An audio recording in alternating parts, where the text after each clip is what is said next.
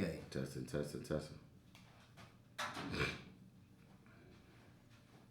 I like to Test take 1, 2, notes. test 1, I want 2. to take notes with Whatever. the microphones. Whatever you saying, what you say? Gun smoke, gun smoke. Oh, can't hear nothing you say. Biggie Post Leo, Rex Leo.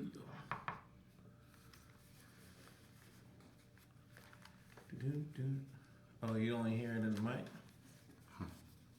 Yeah, you got Test. I don't hear anything.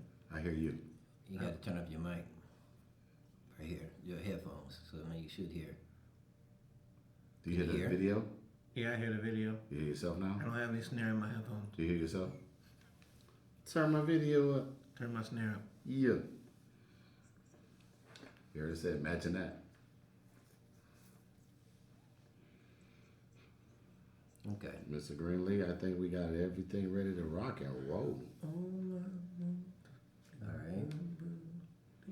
I gave y'all subjects that nobody ever responded back if they wanted to talk about any of those subjects, even though I'm prepared for all subjects. Nobody wanted to even comment on it. So I have no questions to give you because none of y'all even comment on the questions. So you're going to catch all these things all strays. Sounds good. Okay. So this will be our test, Brian, to see how all of us sound in this process of the zone. Real Talk Radio. Okay. Now, That's be too loud. careful how you. Oh, I got to talk loud. No. What happened? Talk normal. But don't yell at me. If you're gonna yell, go ahead and let me know you're gonna yell. No, I went, my bad. Okay. So I turned it down a We little good bit. now? Yeah. So we everything is good. clear? Yep. All right. Can't hear you.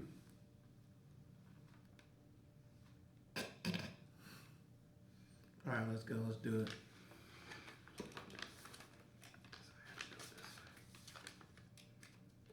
Then you can hear everything. So what's the first question? Let's go ahead and do this. So let's do this. Before you get started, go ahead. Don't nobody move anything. Go ahead. I'm going to give you two. Are we starting yet? Don't start yet. Before you get started. Let's do this. Do y'all want to talk about men and women roles in the treatment of workplaces and how we can disparagingly work on that process of the work experience? Or do we want to talk about why and how we walk away? I think we should do the why and how we walk away. That's what we're going to do. Too easy. I don't even know why I gave you options. So I want to talk about that young black lady at Lowe's that was afraid to get any type of sweat going on, but the elderly white lady was like in the sweat helping me load my truck up. Can I tell you why? Why? Based on not by culture, not by race, but by culture. She literally just. How old was the black lady? Huh? How old was the black lady? She looked probably like. Was it part of her job description? Yeah. Was she told of that? No. She sat there, watched us put it all in there, Did not move. and got your receipt. Didn't count nothing. Nope. Matter of fact, I got home and there was pins in my pocket. Stop playing. So, Brian, accountability was horrible. We took the scalpel, brought it back, and it had a section for it, but there was no section for each piece. So we just put pieces back where they looked like they should go. Okay. No one counted anything he brought out the truck. Gave him his receipt, push on. He's got pins in his pockets. Why would he have pins in his pocket? Because ain't nobody counting. So what'd you do? Yeah, what you do with them pins? They still at the house. Oh, you didn't get them back? You're not gonna get them back? Eventually. I'm ready when you are, Brian. All right. A moment of silence.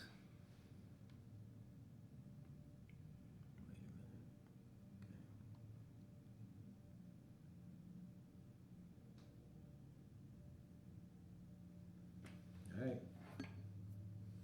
Good morning. Okay. Here we are on Real Talk Podcast. Can everybody hear me? Yeah, got you. Awesome. My name is Alton Day. My name is Anthony Morris. Yeah, my name is Brian Greenlee. So today we're going to do a series of discussions and try to open up the floodgates of our minds to talk about a great subject. It's called the why and how we walk away. In these regards of the why and how we walk away, we're going to talk about with family members, career, environment, and friendships. Okay. All right. Hey, let's go. Let's get it. So, with this, discussing the signs and signals and indicating situations, when do you feel like walking away from a career is probably a good time?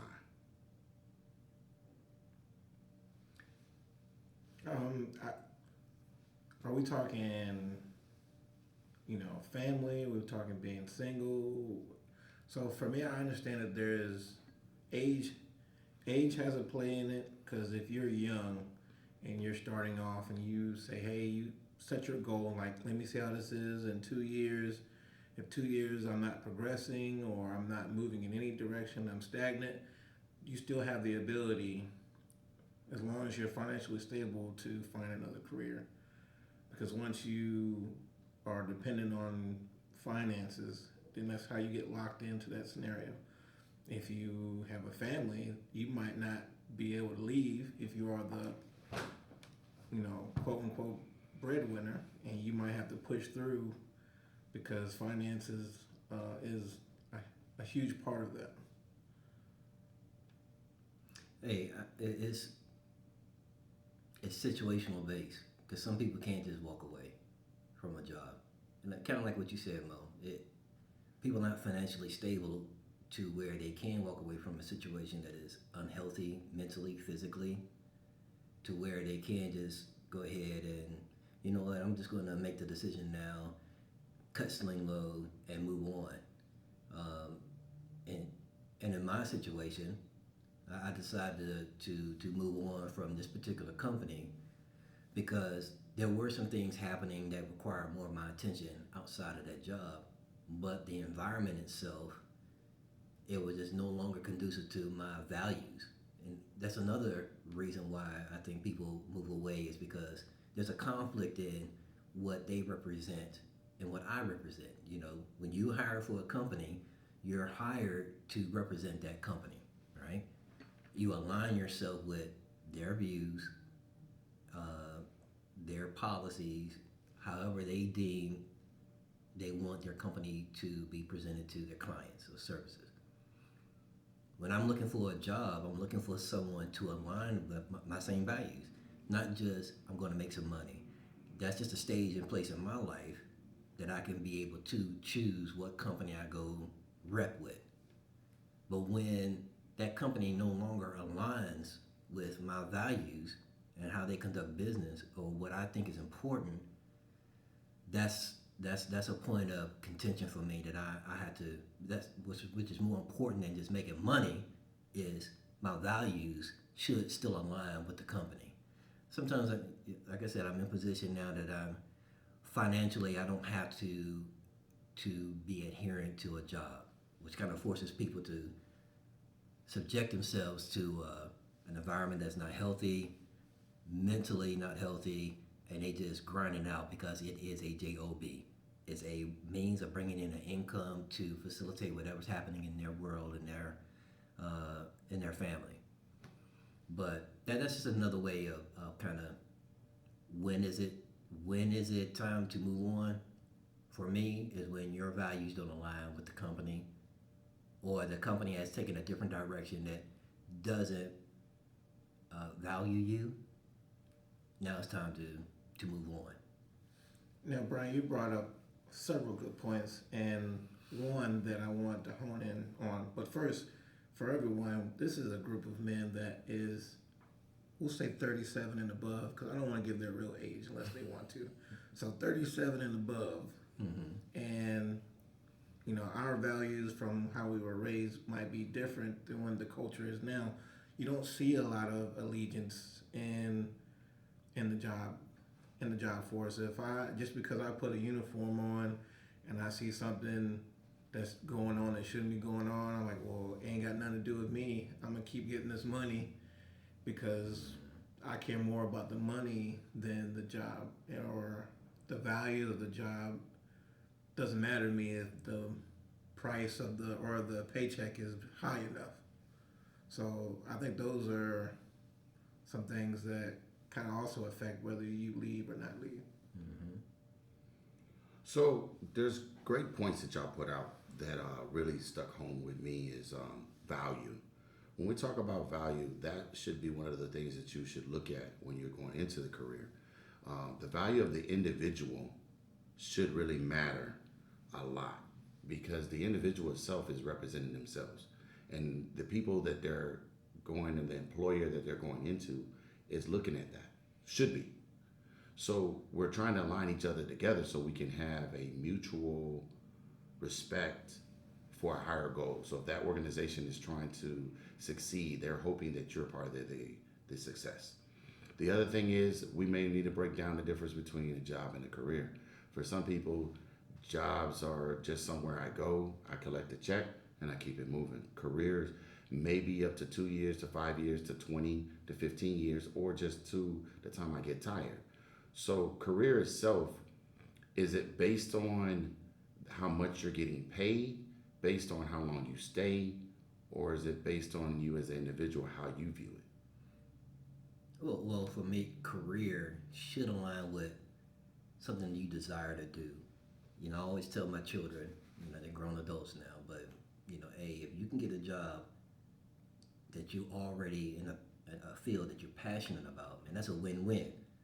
And that particular field should be something you're trying to get into a career with, something that you can motivate you to continue to, when things are hard, when things are grinding, and things don't look too positive, you can still move through it because that's something that you are passionate about. So that should drive you. Yeah, money, we're all in the business to try and make some money in life, you know, to do the things we desire to do, to go places that we want to go to. So money is a factor. I'm not, you know, oblivious to that. However, you should be passionate. That's the things that's different between a job and a career. I would think a passion should be a component of that career move. What drives you to do something? So that should be something. This is not my perspective. That separates a job from a career path. So, as you were talking, I was trying to think of how I would view a job and a career. And the first thing that came to me is I look at a career as a profession. And I say that is if you're going to be a doctor, you could transfer from hospital to clinic to, you know, going overseas and doing free labor. That's what I'll call it. But your goal, you know, there's steps to get to that profession as doctor. So just because I work for United Hospital today and I work for St. Mary's Hospital tomorrow, my title, my profession doesn't change. To me, a job is just, all right, let me just put my application in, you put me wherever you want to put me, and I just work it until I find something else. The next come up, the next hustle, the next, you know, has nothing to do with growth or a projection or a goal. Mm-hmm. To me, that's what a job is, and that's the difference between a career versus a job. Okay. So we brought up a lot of the things that we feel as jobs and careers and how we line things up based on value. So I want to dive into what drives people from not walking away. And one of it is a big factor is fear. The familiarization of staying where they already are because they're comfortable. So why is fear a big component of why people don't walk away from certain aspects? Well, I would think the question: what are they fearing? So what is the fear that grips people from not just walking away from that career or that job? It could be fear of failure, a bigger aspect than just the field that they're in. That could be something that's ingrained in them from childhood, parental influence on them. You never give up. You keep on grinding. You keep pushing. Um, Fear of failure is a real thing, and that keeps people from not jumping the ship or preventing them from moving to their destiny, moving to something that actually is something they desire to do. Like, for some people, their passion is music. Their parents, that, hey, you in the music industry, well, how's that going to pay the bills? So they frown upon it, but that's something they really want to pursue. Um, that's one of the factors. I mean, I don't know what else. So, I mean, there's, like I said, there's plenty of different versions of fear, and everything comes back to fear. And I say that is, a fear can be, what's the right word? Whether of education. So if I'm at a position and I know that there's the next position requires a bachelor's degree. Well, if I go for this position and they find out that I don't have this degree, do I lose the position that I'm currently in? Does that make it look frowned upon? Does that prevent me from growth? And then does that stall me completely? That's that one type of fear. Another fear of going to a profession that no one else has done in your family. And you're stepping out. If your father was a machinist, your grandfather was in the factory, your great-great-grandfather was in the factory, and you're like, I'm going to be a lawyer. And everyone's looking at you like, that's not what we do. So now you don't have any guidance. You don't have any mentorship. All your family's doing this one thing, and you're stepping out and doing something completely different on your own. No advice, no instructions, no manual. And as soon as the first block or stepping stone stops you from progressing, those same people are like, hey, we told you, we're making money over here. I already got a spot. You can have a supervisor position. Your great granddad still got this position that's waiting for you. The money's there, but that's not what you wanted to do. So fear comes in all different shapes and sizes. Oh, you said something, man, it resonated with me. I had a memory. I had a family member, for the audience member, all of us here are veterans. We all retired veterans. So when I decided to make the commitment to go join the military, first off, it was out of necessity because I was like, I need to find a way to provide for my family, put a roof over their head. I had a child and one on the way. I need to do something different. And working 2-3 jobs, although it was bringing in money, but it was killing me. I was like, there's got to be a better way. So I decided to go and join the military. I was in basic training, and I had a family member that literally found out where I was and called me and said, hey, you don't need to be in the military. There is no place for a black man to be in the military. You need to get out while you can. And I was already in the frame of mind. I'm 100% committed because my desire to provide for my family was greater than what that family member was telling me not to do. Yeah. 20 years later, plus years, I made it through. It was not good. It was great. Not everything about it was great. I missed a lot of anniversaries, like many of us, birthdays, then lost friends throughout this whole process, but I made it through. It was a career move.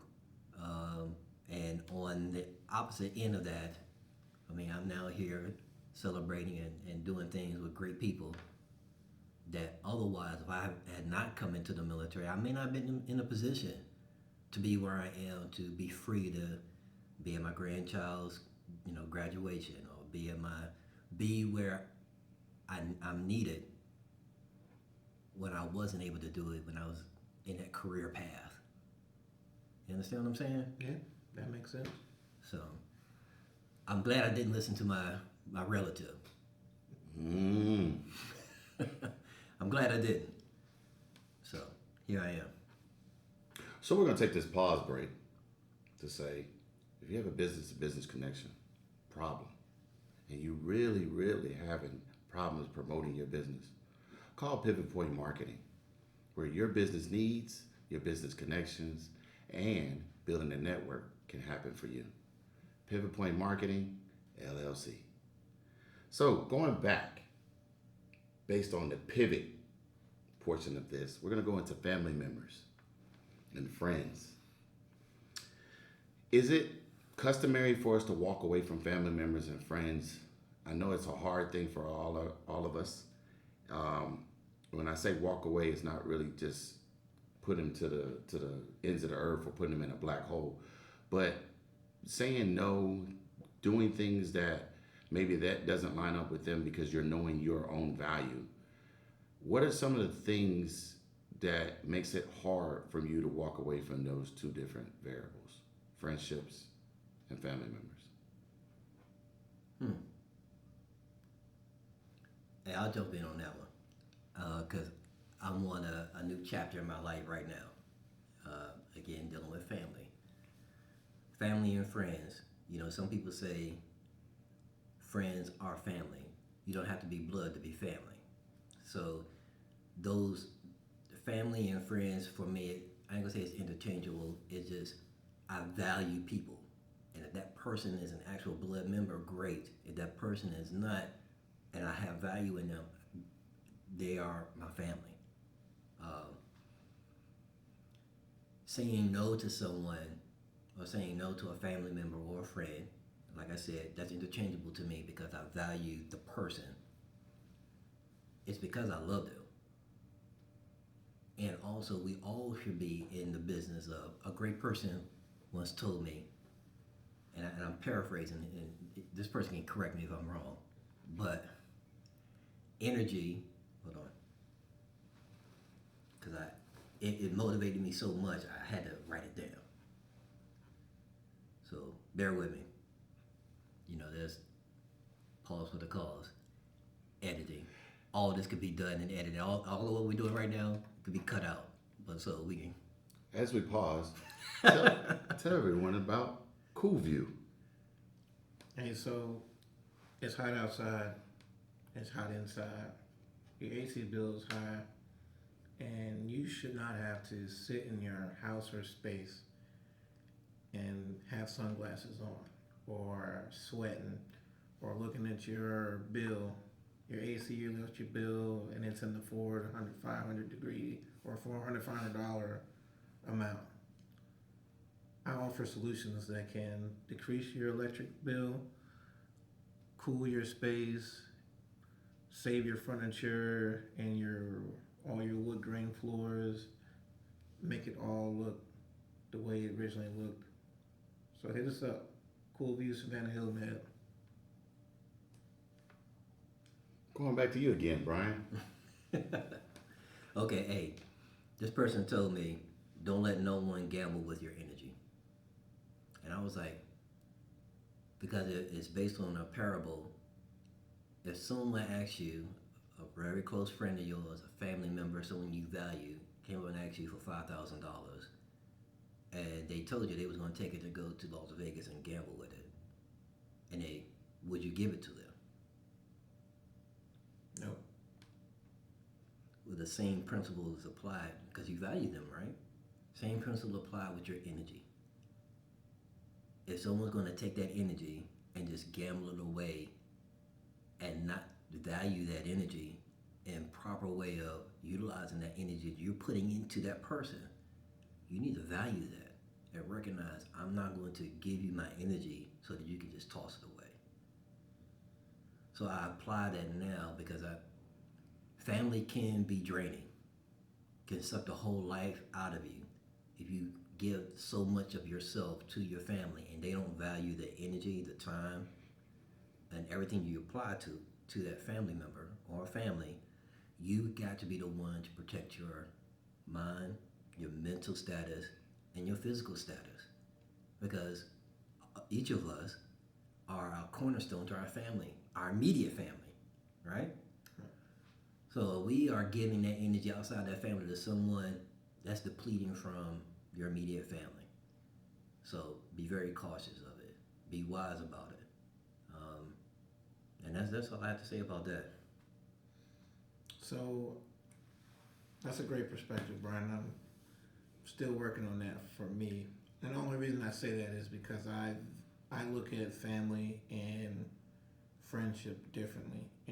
And I have friendship with family because family to me is either blood or through parents, grandparents. So that's an automatic connection. I might not have anything in common, but we can meet up for a cookout and we have a great time. We talk about what's going on, all surface level conversation, and then they go their way and I go my way. If I get a call because something bad happens, I'm going to support at the level that I feel is that I can support it, and we keep it moving. I call them once every now and then. They call me once every now and then, and that's it. There's nothing really deeper if I don't have friendship with my family. So because they're not really looking at my everyday life, and I'm not looking at their everyday life. Nothing wrong with that. To me, friendship takes two people to invest time in that energy that you spoke about. So if I'm putting my energy, they're matching my energy at whatever level that is, that's friendship. But family is just, they will always be there, whether I want them or not. Mm-hmm. Well, at times I could believe that in both of y'all perspectives that work very well in different situations.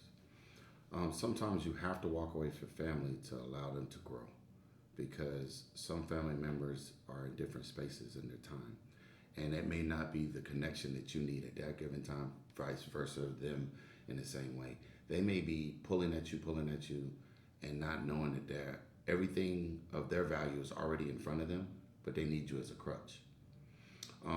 My daughter has ADHD, and a lot of times I tell her all the time, those are signs and symptoms of your ADHD, but don't use it as a crutch. So when things go wrong, don't yell out, "Oh, I got ADHD." That ain't the time to do that. Recognize your symptoms and signals. Try to find solutions to help you through it so you can navigate through the world and not feel like you're less than. And sometimes you have to do that with family and friends when it comes to walking away. It's not that you're permanently walking away, but maybe in this certain time, you have to give them time to have freedom and give them time to have peace of mind and give yourself time to have peace of mind because you want the environment to be energy filled. You want the environment to be growth. And if two people are not growing, then what are we talking about? Because we as individuals start out as babies. And everything that you're being taught as a baby from all different aspects of your family, maybe your uncle, maybe your dad, maybe your brother, maybe even the neighbor down the street, are teaching you valuable lessons to help you grow. So if the person you're with or the person you're around are not helping you grow, it does become very toxic in a sense of allowing you to be stagnant, and then you have a fear of walking away. So I say that to say, always have the premise of having the power to walk away and letting go, and then having the positivity to let go. I would love to hear y'all perspective or your perspective on the power of letting go and the positivity of letting go. I'll lead off with that only because I know mine's going to be very short because it's easier for me to let go because 90% of my family is in Virginia. So for me, I will plan a trip to Virginia, mentally prepare myself that as soon as I cross Virginia state line, I'm ready to accept and deal with whatever issues, problems, or great things that happen in Virginia. And as soon as I cross back into North Carolina, that box gets closed and I don't open that box. Now, I say that only because, with the passing of my mom and grandparents, and, there's a lot of sadness there, but I get to see growth in my cousins, and, my dad's still doing great things as he's retired and hanging out with him. So I still find joy going there, but there's also sadness. So for me, walking away is just crossing the state line or getting on the plane and leaving the state, because my family's here, I have friends here, and my life is here. So I can focus my attention on my kids. I can focus on my attention on my business or my wife or my friendship, and it's separate from family. Read the question again. I want to make sure I address it correctly. So what I was stating to you is personal growth, and there's a power of letting go and a positivity of letting go. It's always sometimes viewed as negative of letting go of people and walking away. Sometimes what is the positive in that with the personal growth? And how does it somewhat reflect in your life with the positive part of it? Well, the positive part is you identify what type of person that individual is. Are they a taker or are they a giver? I like to associate myself with people that are givers, because I'm a giver by nature. There's levels to each of these two types of people, but you can put a person in either one of those categories. Are they a giver or are they a taker? The positivity is I can recognize who is going to be a giver and sow into them, and recognize that taker and pull back. Because I am a giver, I need to put boundaries and establish boundaries around me, because my wife always tells me all the time, you give yourself unconditionally to people that doesn't necessarily should receive that benefit from you. So that's a positivity. That's the positive thing out of recognizing who's a taker and who's a giver, and you can adjust yourself accordingly. So Brian, I got a question for that, and not to challenge you or anything, but I think this leads into another discussion, often if we're able to transition this. So and I'll use this unrelated situation. So if you have 3 homeless people, right, and one homeless person could have had their backstory. We'll say homeless person 1 used to be a millionaire, and he splurged all his money, and now he is homeless. He has $0.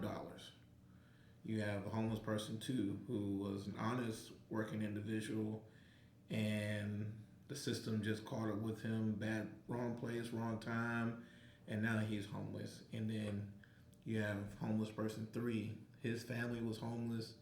His parents were homeless. He grew up homeless, and he's still homeless. But if you don't know their backstory and you have $1,000, who do you decide gets how much money? Oh, you asking me? Mm-hmm. This is Who gets the most and who gets the least? I would take that $1,000 and I would go to a home. I would go to a place where an established company or established 503c that is helping those that are trying to help themselves. I can't get into the nitty gritty of why they got to where they are, only to what are you doing about it, and let me help you in that way. When I was in DC, back when I was young, trying to make things happen, I was in the telemarketing business. I'm walking up and down, and there's homeless people everywhere. One person walks up to me, "Hey, can you spare a couple of dollars?" Not a problem. Well, what do you? If you're asking me for money, you open up the door for me to ask you why. So, why do you need the money? I'm hungry. I'm, down on my luck. Blase, blase. Not a problem. let's go over here and I can take you inside and get you something to eat. I don't want people to miss. It's a feeling. I'm sorry. It's a feeling that you get that moves you to go do something for somebody. It's something that is ingrained in you, that's in your spirit to move forward. And I move forward when the spirit in me tells me to act. So I can't just say, I'm going to do the same thing for this person. I'm not. I don't know. I will hope that I would do the right things, but I have to be moved to go do that. But in that scenario that you gave me, I would take that money and put it into a vehicle that helps everyone that's trying to help themselves, not just someone right off the street. Okay. So I hope that makes sense. it makes sense. And the reason I brought it up, and this is just for me, like, I don't know their backstory, so I would have to give them something. It would be equal. So whether it was, you need some food, cool. I will go get you $10 of food out of the three of them, right? So each three will get $10 worth of food. And if I happen to see again and they're still in the same spot asking for the same thing, then to me that doesn't show you're not doing anything different. But if one of them looks like they're trying to do something better, then that's when the level of focus would go a little bit higher. So for me, I give surface level energy to everyone because I would want everyone to give me surface level energy. And if that energy, I don't want to use seed because seed is easily used, but if the energy is given back and forth and it grows from there, then okay, now we've moved to a second level or a second tier. And now I can be like, all right, well, it's time for me to exert more energy because you're exerting more energy. But if I don't take that initial step, then you never know what friendship may lie behind that. Does that make sense? Absolutely. Absolutely. I would like to know a little bit more about Greenleaf Productions. Oh, Greeny Art and Photography. Well, Greeny Art Photography, we've been around for, I would say about 8 years. I do podcasts, I do weddings. My wife is a DJ, so we have a DJ business.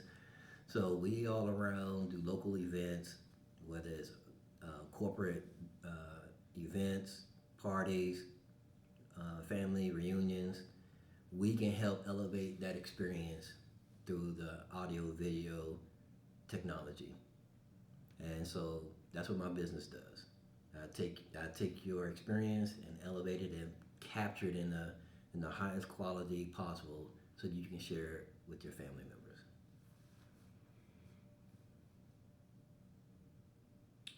So today we talked about the why and how we can walk away from family members, careers, environments, and friendships. We talked about different things, signals that happen. We talked about the positivity of letting go, the physical portions of just being in the environment of where people can take from you, but still show the energy on the way of walking away and still giving time for growth. And as we talk about personal growth, we brought about a plethora of stories and scenarios that hopefully out there that could help other people. And I hope we grew from this conversation because it was very enlightening to hear from you guys, your perspective on different things when it came to walking away. We didn't go too much on relationships because we're not here to do relationship counseling. So it was more so just how people operate. Now, I would say to all the people who do listen to this, we are in our upper echelons of 30s and 40s and 50s and 60s and 70s. We're not just going to keep going. But when I was in my 20s, I was on an uphill climb and nothing mattered. Career didn't matter, anything mattered. I was trying to survive. And the grind was there. The process was there. And at this juncture in my life, I'm looking for personal growth because that's what keeps me going. That's what keeps me drive. And I hope that that can help other people out there if they can accumulate personal growth as they're doing the grind and going up that work hill of corporate world or even just a regular career. It can stem to something else. I wanted to share a story with y'all about something about with what Anthony was talking about with the homeless and things like that. A backstory. We were in church as a young kid, young teenager, and they upped a group of people. This church upped this guy and said that he was homeless, and they found him, and they got a backstory that he went through the seminars and did church, and he knew all the books of the Bible, and they talked about how he finally seen his birth mother, and they talked about how by the time he got to the point of the seminary, he was coming out to be a pastor or a religious leader, that he met his biological father. They videotaped this. They documented all the things that he was going through, and this church really adopted him.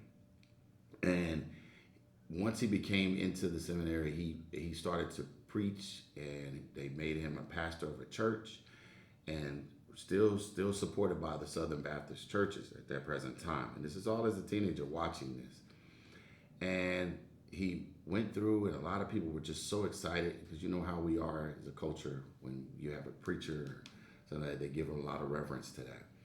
So this story went on for about a good 3 to 4 years, if not more. He was very dynamic in his speaking. He spoke very well. He held great conferences and things to that effect. And about 4 years after that, the story came out that everything was fabricated. And people had given their money, their time, their energy to him. They traveled with him. They went places. Even the people who were supporting him to get to where it was all a money hack. So from that day forward, as a young man, I started putting in my toolbox not only the backstory you have to watch, is to watch the personal growth and watch the people who are walking around. Because sometimes the fabrication of things can be altered just to appease your brain or appease the likelihood of you liking that person. So just going out there, nothing against anything that was said. It was just, I'm always a firm believer of what Brian said is a feeling, a spirit, a thing. Anthony did say things about how sometimes a boundary can help you with a walk away. So, is there any last thoughts from y'all? You hit something that resonated with me. Because we can fall into a trap of blaming yourself. Like, I should have been smarter. I should not have allowed that to. What red flags did I miss in this? I feel when I donate or whatever I do to someone that's in need, whatever I give, I'm giving unconditionally without the thought of what they're going to do.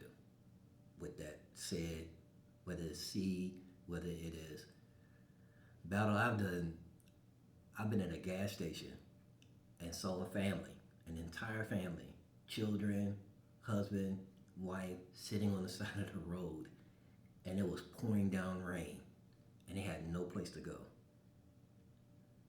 I got them set up for a hotel. I don't know what happened to the family after that. I've driven by that spot before, and they're not there anymore. So I don't know what happened. Hopefully, that one little spot, that one little seed, that one caring helped them get to someplace. And we just have to know when we do those things, we can't blame ourselves when someone misappropriate that blessing or do something nefarious with what they did. Like in your situation, that doesn't negate anyone that invested into that person. That person was just a demon and took advantage of a situation of people's kindness. Doesn't mean they should stop being kind, because eventually someone is going to need that care. Someone is going to grow out of that seed that you planted in them, and it's going to benefit them. So that's what I just laid in my heart to kind of lay that ground, because and I've done it. You know, in my younger days, now I'm a little bit more wiser. That I know it's not me that has the problem. But, you know, we can fall into that trap of blaming ourselves, and it hinders us from growth. It hinders us from being the giver that, you know, I would like to say most people are. Mm-hmm. They become takers when that boundary, they've been harmed, they've been hurt, and it prevents them from exposing themselves to giving, and they just become takers. Survival of the fittest.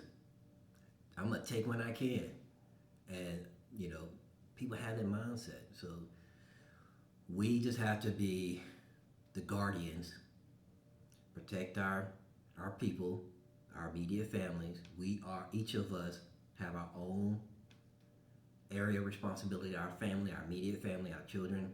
We, for me, grandchildren, that we need to establish that boundary around and pour into those that pour into you. Pour into those who pour into you. It's an equal opportunity in that whole thing.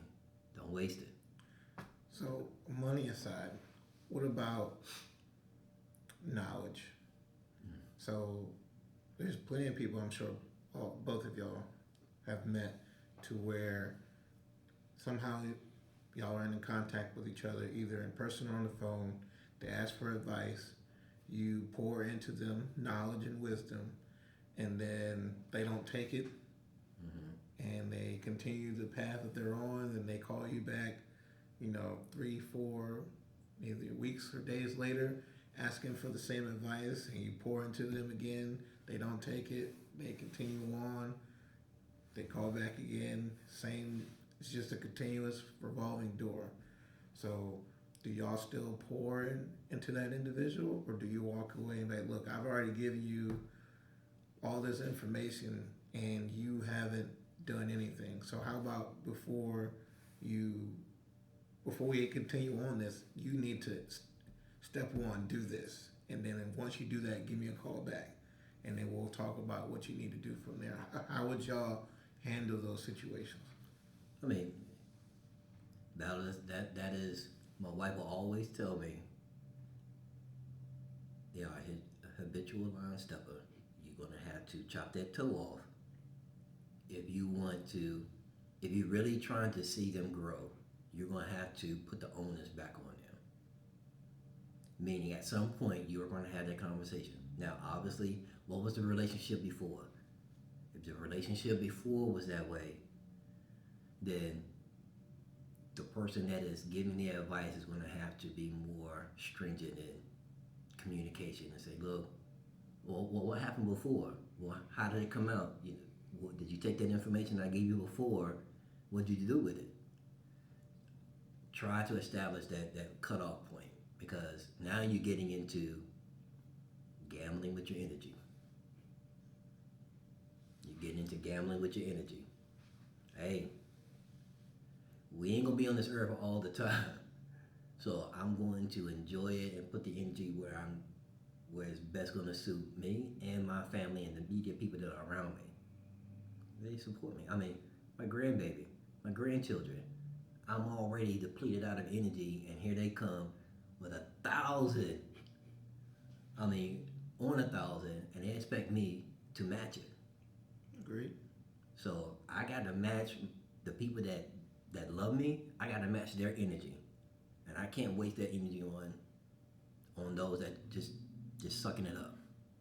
So establish that boundary, and sometimes I just encourage that person who's in that position to establish that boundary, and don't let them be a habitual line stepper. Chop them toes off, because obviously that person doesn't value what you are giving them. And you can be nice nasty. That's another thing my wife tells me all the time. You can be nice nasty, and they don't even know they're being jumped on, because you're coming at them in a way that's palatable, but you're protecting yourself. You got to protect yourself. I don't know. To answer your question, I would say that for me is one, know your value, protect yourself, and if the information you're giving, after the once you've given it to them, um, see yourself in them, find out what the nature of you and their relationship is, and sometimes you might have to back away and allow it to be. You don't have to answer the phone every time. And sometimes when you do answer the phone, believe it or not, and I know y'all feel this, you feel like sometimes I'm one of those people that just talk to everybody, a stranger. I am, and Yeah, I thank bro, you God never for met that a gift. stranger. You never met a stranger. But the power of influence is in each one of us.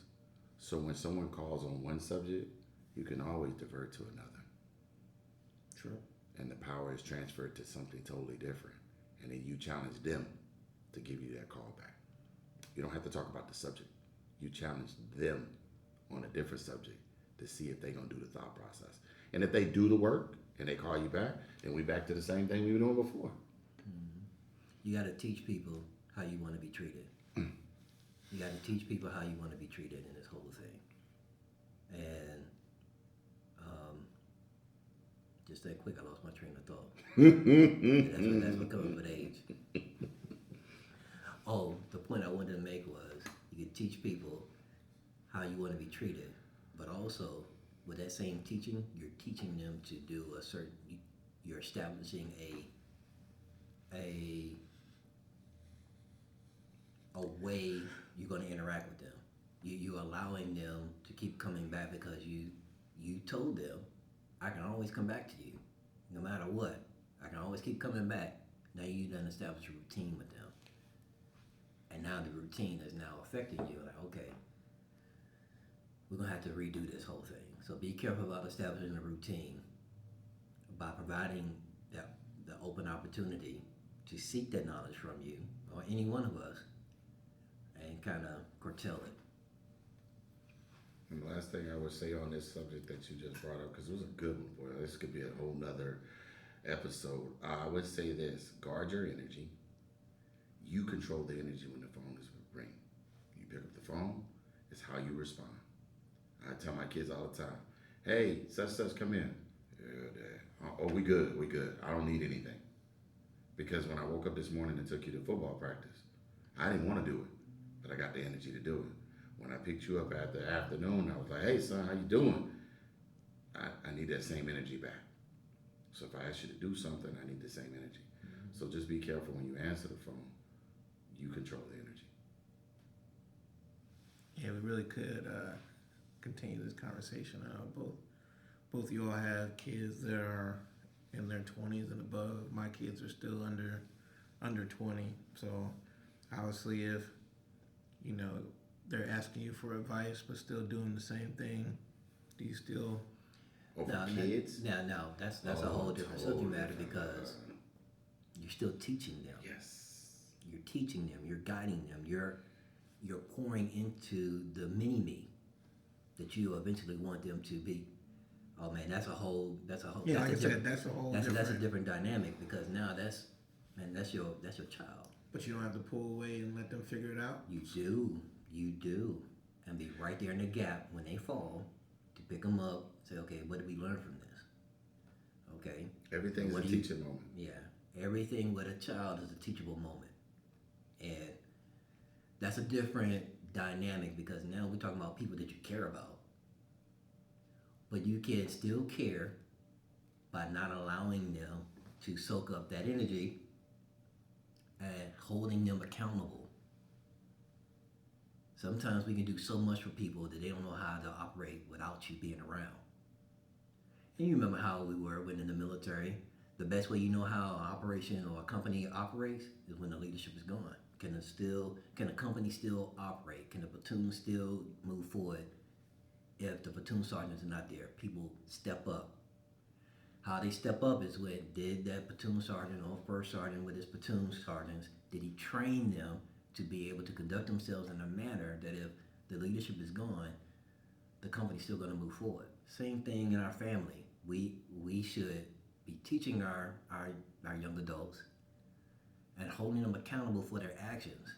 I mean, right now, a lot of people that I do see, a lot of parents that I do see, they are just letting them run amok and just letting them do whatever they want to do and not holding them accountable. Now they're 26, 27 years old, still living at home, still not getting the message of being accountable for what they're doing.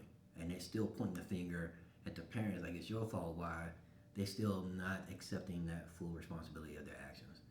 So hopefully, I hope I didn't get onto a rant. That's a whole different subject, man. Yeah, no, because you teach a child how they should be so that when they become adults, they don't need, I would say, they're always going to need you. They're always going to need you. But you can rest assured that they're going to go out and make informed decisions because they were taught at a young age. And when I say a young age, at 7, 8, 10, responsibility, money management, financial responsibility, all should be taught at a young age. So when they become a young teenager or when they graduate, they're not new to, I got all this money coming to me, how do I manage it? And you can do all you can sometimes and then still child go out there and go do something. I know you didn't learn that in this house. Okay. Well, let me know how it works out for you. Man, that was my favorite. That was my father's favorite phrase he used to tell me. Well, let me know how it works out for you. And I had to go figure it out. Well, gentlemen, it's been great. We had a great time. You are released into the world for personal growth. This is Real Talk Podcast. Signing out. All right. The only thing I want, Right. Brian, that if I don't care how you edit it, is take our last names off. I don't know why I mentioned that from the beginning.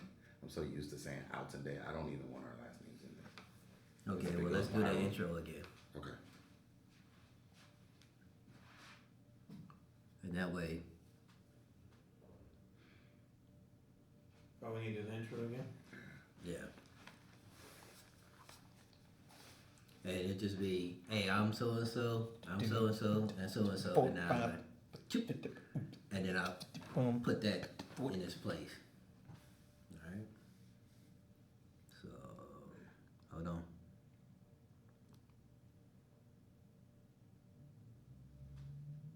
This is Real Talk Podcast. My name is Alton.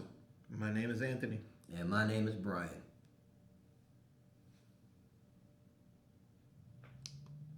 All right. The 40, 55. That was great, gentlemen. That was great. Oh,